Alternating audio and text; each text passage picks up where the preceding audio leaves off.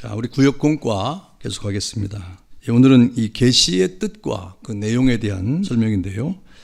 이 참된 종교, 우리가 지난 시간에 배웠던 것처럼 참된 종교는 이 기독교밖에 없다 하는 것을 잘 아실 것입니다. 그 종교의 기원을 우리가 확실하신 하나님의 계시에 의해서 출발하는 것은 두말할 여지가 없죠. 하나님은 영이시기 때문에 그 영에 대한 하나님의 실존을 우리는 다 알 수가 없어요. 사람은 유한하기 때문에.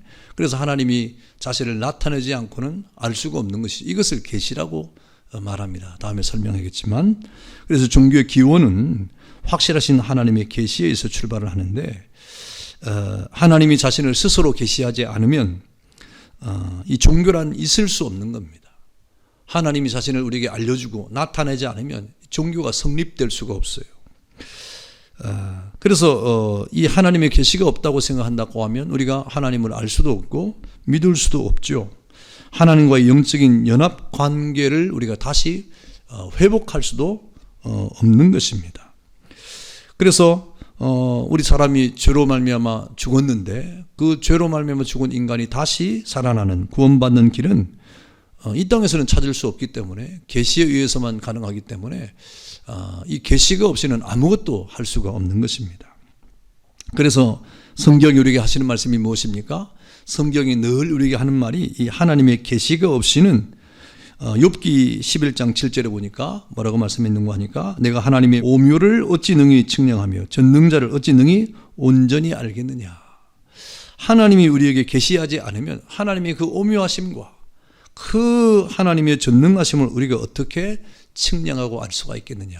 모른다 이 말이죠. 그만큼 이 계시는 우리에게 굉장히 중요한 그런 뜻입니다. 그래서 이 계시의 뜻을 우리 다시 한번 이렇게 설명을 하면 이 계시, 이 리버레이션이라고 하는 이 계시라고 하는 뜻은 라틴어에서는 레벨라티오라고 하는 말에서 온 것인데 정체를 드러낼 때, 계시할 때 이런 단어를 썼죠. 구약의 히브리어에는 이 깔라라고 했는데 이것은 시야를 가리는 덮개를 벗어버리는 것. 우리가 이렇게 옛날에 요즘 결혼은 안 그렇지만 옛날에 결혼은 면사포를 쓰고 이렇게 결혼식을 했지 않습니까? 그래서 신랑이 결혼식을 하는 순간에 신부를 맞이하는 언약을 하고 이 반지를 끼우기 전에 이 면사포를 뒤로 넘기는 그런 순서가 있었어요. 그렇게 감추인 것을 드러내는, 덮여진 시야를 가리는 덮개를 벗어버리는 것, 이것이 바로 구약의 히브리어의 깔라라고 하는 단어의 의미인 것입니다. 또 신약에서는 이 계시를 아포칼립시스라고 이렇게 말했는데 이것은 감추인 것을 드러나 보이게 한다, 공개한다, 나타내는 같은 의미예요. 구약의 깔라나 신약의 아포칼립시스라고 하는 말은 같은 의미를 가지고 있네요. 감추인 것을 드러내는 것, 보여지게 하는 것, 공개하는 것 라고 하는 그런 뜻이 함축되어 있습니다. 그러니까 이 계시라고 하는 말은 이 감추어져 있었던 것인데, 알 수 없었던 것인데 그것을 우리 하나님이 우리에게 공개했다, 알게 했다. 우리로 하여금 그것을 알도록 하나님께서 나타냈다 하는 그런 의미가 있는 것입니다. 여러분, 계시록 1장 1절에 보니까 예수 그리스도의 계시라 그랬습니다. 예수 그리스도의 계시라. 이는 하나님이 그에게 주사 반드시 속히 될 일을 그 종들에게 보이시려고 그 천사를 그 중 요한에게 보내어 지시하신 것이라. 하나님의 계시는 하나님에게 있는 것을 알게 해서 그 천사를 통해서 그 종에게 보이신 것이다. 이렇게 말씀하고 있지 않습니까? 또 요한복음 1장 18절에도 본래 하나님을 본 사람은 없으되 아버지 품속에 있는 독생하신 하나님이 나타나셨느냐. 하나님이 직접 나타냈다 이 말입니다. 이 계시예요, 계시. 성경은 그래서 이 계시라고 하는 이 의미의 내용과 그 단어들이 얼마나 많이 나오는지 모릅니다. 그러므로 이 계시라고 하는 것은 하나님께서 사람에게 자신을 나타내는 일이라고 우리가 말할 수 있는 겁니다. 계시는 하나님께서 자신을 우리 사람에게 나타내는 일이 바로 계시다. 이렇게 우리가 이 정의를 할 수가 있죠. 하나님께서는 신비롭게 가려진 자신의 진리를 나타내야 되는데 사람이 그것을 알 수 없잖아요, 임의로. 그러니까 하나님이 그것을 알도록 나타내시는 방법을 취하셨는데 그 방법이 바로 계시입니다. 그 계시인데, 계시는 그러면 어떻게 나타나는 두 가지 계시가 있어요. 하나님이 자신을 나타내는 방법은 두 가지 방법이 있는데 그 방법이 무엇입니까? 그 계시의 내용은 첫 번째는 일반 계시, 두 번째는 특별 계시입니다.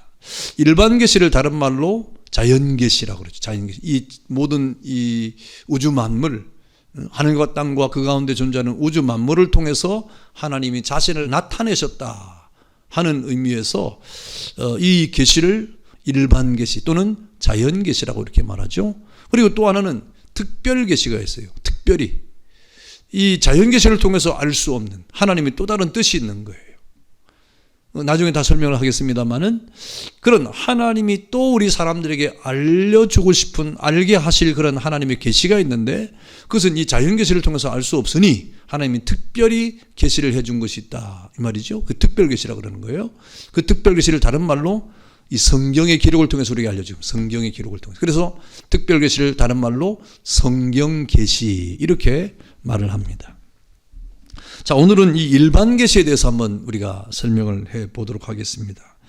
여러분, 일반 계시의 내용인데요. 이 일반 계시를 다른 말로 뭐라 그랬습니까? 자연 계시라고 그랬죠. 자연 계시. 이 자연 계시는 특별 계시처럼 언어의 형태로 주지 않았습니다. 자연 계시는 언어가 없어요. 뭐 우리가 물론 그 형이상학적으로 이렇게 그 모든 것을 언어로 받아들일 수 있겠으나 보여지는 것은 실제로 언어가 아닙니다. 언어의 형태로 주어지는 것이 아니라 자연의 모든 현상을 통해서 하나님 자신을 나타내는 방법이 바로 일반 계시인 것입니다. 이 자연의 현상, 다시 말하면 자연의 법칙이죠.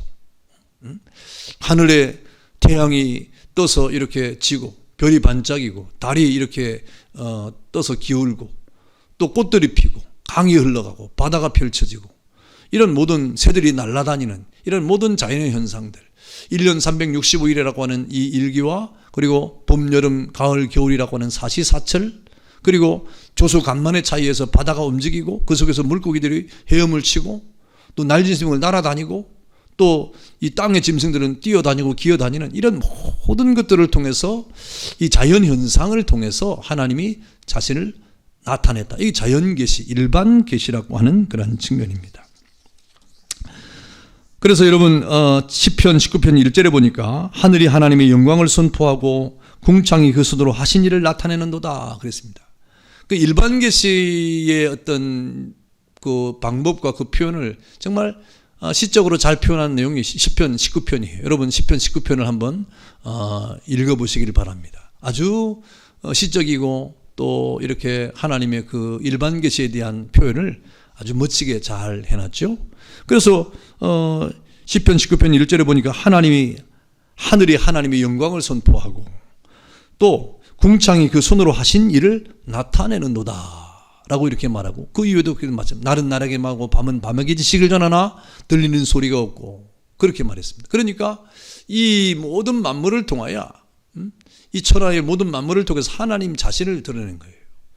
그런데 여러분 이 세상의 모든 만물을 보고 일반적인 이 사람들은 이 그냥 뭐 해가 그냥 뜨는 줄 알고 또 뭐 바다도 그냥 있는 줄 알고 뭐 눈에 뭐 태어나서 보는 것이 하늘이고 땅이고 그 가운데 있는 것들이니까 이게 무슨 이전부터 그냥 존재하는 줄 알고 이렇게 살아가고 있지만 그 누구도 한 사람도 이것이 어떻게 존재했는가 하고 묻는 사람이 없어요. 그것을 묻는 사람들이 누굽니까? 철학자들이에요. 그래서 철학자들은 그것을 묻는데 답을 하지 못합니다. 그래서 늘 묻기만 해요. 이 우주가 어떻게 생겨났느냐? 이 우주의 기원이 뭐냐? 하고 질문을 하는 것이 철학이에요. 그래서 철학의 답은 무엇입니까? 아마 이 우주는 이 어떤 물의 기원이 돼가지고 점점점 우주가 되었을 것이다. 뭐 이렇게 말하는 사람도 있고 또 어떤 세포의 분열에 의해서 그렇게 될 수 있다 이렇게 말하는 사람들이 철학적인 대답을 하고 있죠. 요즘에는 천문학이나 과학이 또 대답을 합니다. 과학이 천문학이나 과학이 어떻게 대답합니까?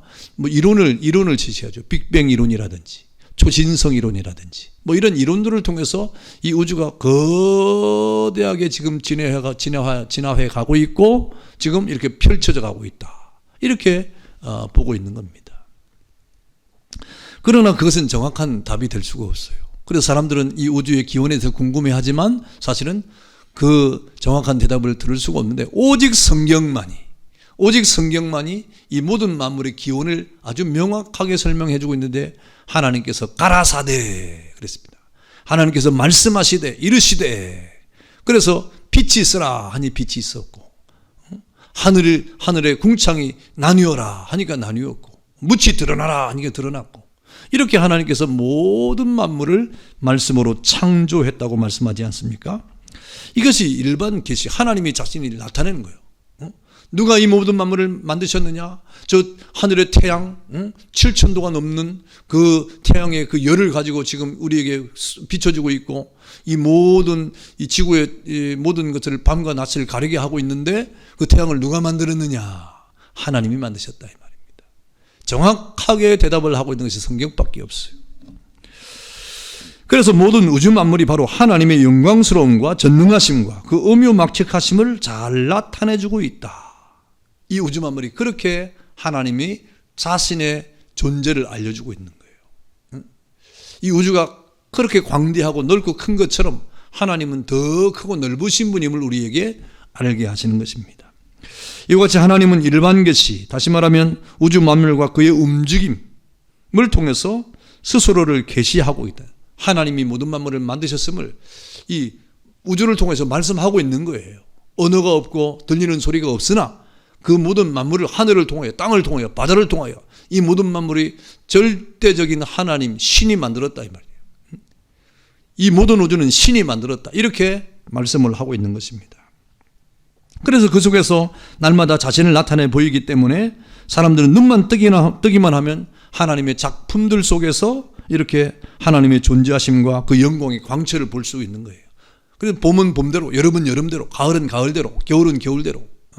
봄이 올 때 여러분 자연의 계절의 변화를 통해서 이 사시사철 옷을 입지 않습니까? 그것은 바로 하나님이 살아계시다 하는 것을 나타내는 거예요. 봄이 그냥 오지 않습니다. 여름이 그냥 오지 않습니다. 하나님이 살아계시고 봄과 여름의 계절의 변화를 하나님이 주장하시기 때문에 지금도 통치하시고 다스리기 때문에 봄이 오는 거예요. 여름이 오는 거예요. 가을이 오는 거예요. 겨울이 오는 거예요. 그러므로 아무리 단순하고 우둔한 사람이라도 여러분 나중에 하나님 앞에서 나 하나님 있는 줄 몰랐으면 이렇게 변명할 수가 없어요. 그렇게 하나님이 우주를 통하여 만물을 통하여 하나님 자신을 나타냈음에도 불구하고 사람들이 그 하나님을 몰랐다고 변명할 수가 없다. 성경이 그렇게 말하죠. 로마서 11장 36절에 이는 만물이 주에게서 나오고 주로 말미암고 주에게로 돌아갑니다. 영광이 그에게 세세에 있으리로다. 모든 만물이 주에게서 나오고 또 주의 통치를 받아서 다스림을 받아서 이렇게 존재하고 그 다음에 마침내 하나님이 마지막에 심판하시는 그날까지 존재한다 이 말입니다. 모든 영광이 하나님께 있다. 로마서 11장 36절은 위대하신 하나님의 절대 주권에 대한 창조주 하나님에 대한 분명한 선포를 가장 밝히 드러내고 있는 성경입니다.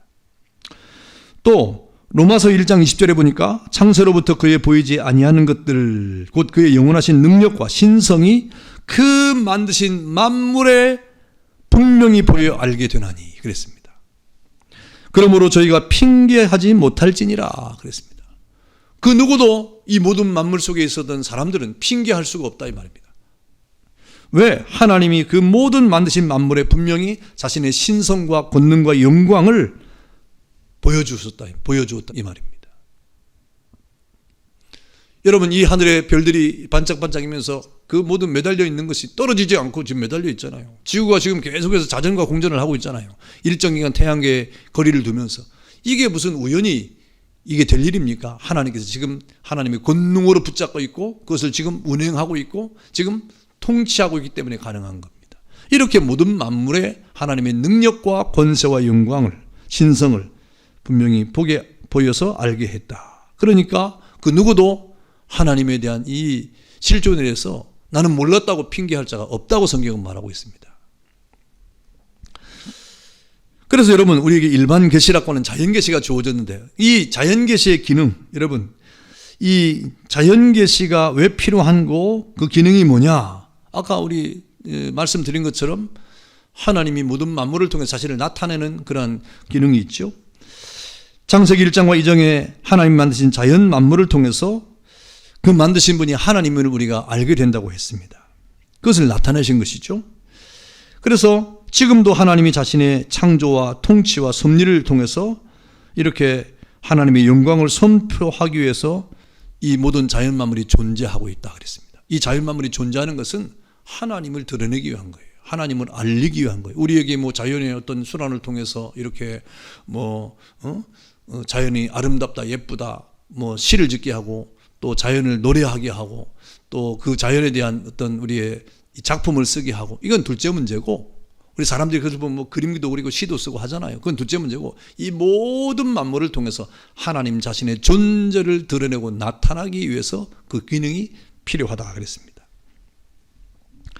그런데 이 일반 계시, 아까도 말씀드린 것처럼 이 일반 계시에는 충분치 못한 이 어떤 요소가 있어요. 분명히 일반 계시는 하나님의 존재를 드러내는데 이렇게 쓰임을 받고 있습니다. 그런데 부족한 것이 하나가 있어요. 그것은 무엇입니까? 이 일반 계시는 하나님의 그 크신 은혜와 그리고 하나님의 그 놀라운 계시의 지극히 작은 일부예요. 우리 우주가 굉장히 크고 넓고 광대하고 광활하지만 하나님이 자신을 드러내는 일부, 아주 작은 부분에 불과한 것이죠. 그래서 이 일반 계시를 통해서는 하나님에 대한 전체를 알 수가 없습니다. 하나님에 대한 전부를 알 수가 없어요. 하나님에 대한 그 특별한 은혜를 알 수가 없어요. 그래서 그 알 수 없는 부분이 뭐냐? 이 일반 계시를 통해서는 우리 사람이 어떤 존재인가를 모릅니다. 그냥 하나님이 계시다 하는 것은 알겠으나 그러나 일반 계시를 통해서 우리 사람이 어떤 존재인가는 그것을 충분하게 가르쳐 주지 못하고 있는 것이죠. 그래서 우리에게 인간이 어떤 존재인가, 어떻게 죄인 되었는가 하는 것을 알려주지 못하죠. 그리고 그 죄인들이 어떻게 구원을 얻을 수 있는가 하는 이 구원에 대한 지식도 사실은 알려줄 수가 없습니다. 그리고 이 영적이고도 영원한 하나님에 대한 이 어떤 지식을 통해서 구원을 얻는 이 구원에 대한 약속, 이것도 우리가 알 수가 없어요. 구원에 대한 약속도 알 수가 없어요. 그리고 저 영원한 하나님의 나라에 관한 지식도 사실 우리가 알 수가 없어요.